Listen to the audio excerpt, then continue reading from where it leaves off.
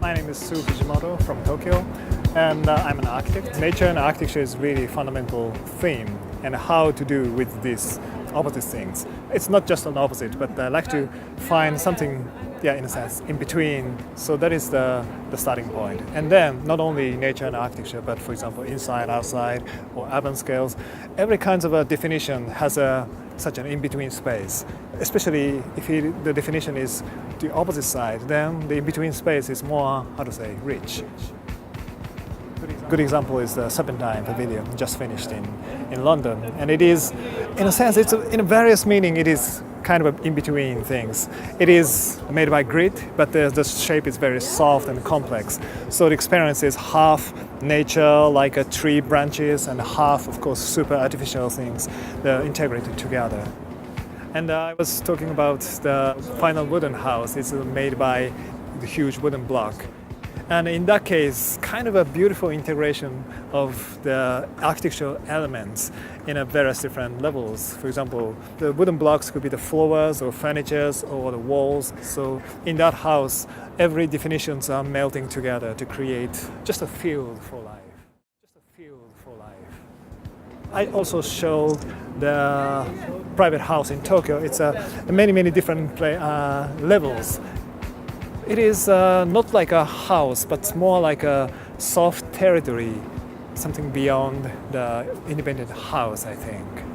The client is a young couple, and they are really enjoying the life in that house. And it's a really surprising collaboration between the clients and architects.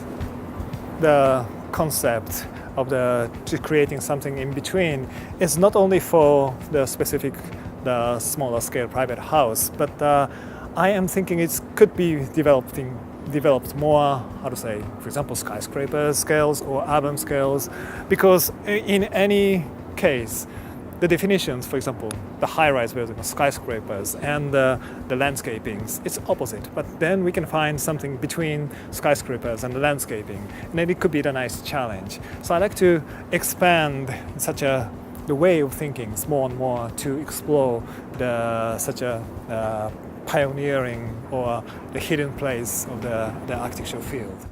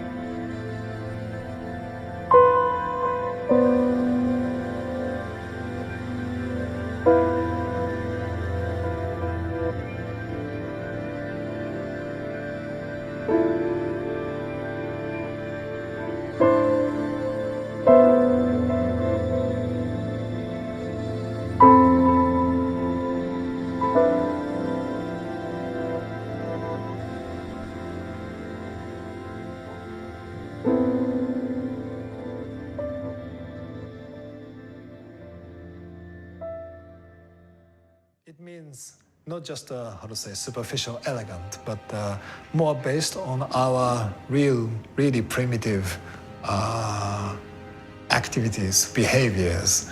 It is a library for the art university, and our concept is the forest of books.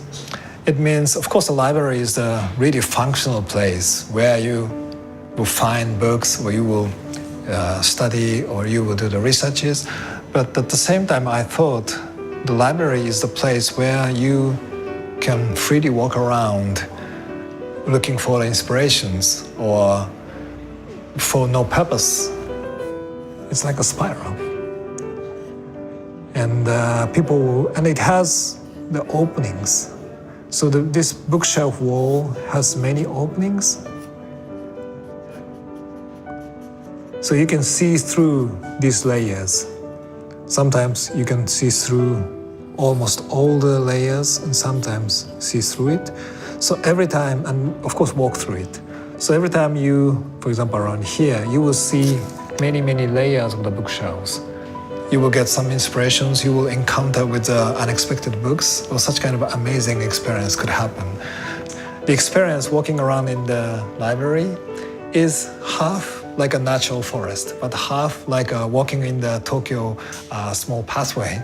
So for me, it's really calm, quiet library, but at the same time, it is really active and dynamic like a Tokyo city situation. You start to walk around. It's like an almost infinite continuation of the walking process. But then sometimes, you will feel this corner could be the comfortable place to have a rest, and then to sit down and take a book from the bookshelf of around here. The geometry itself is quite really pure, strong spiral shape, but your behaviors is quite diverse and amazing, almost like walking in the infinite labyrinth.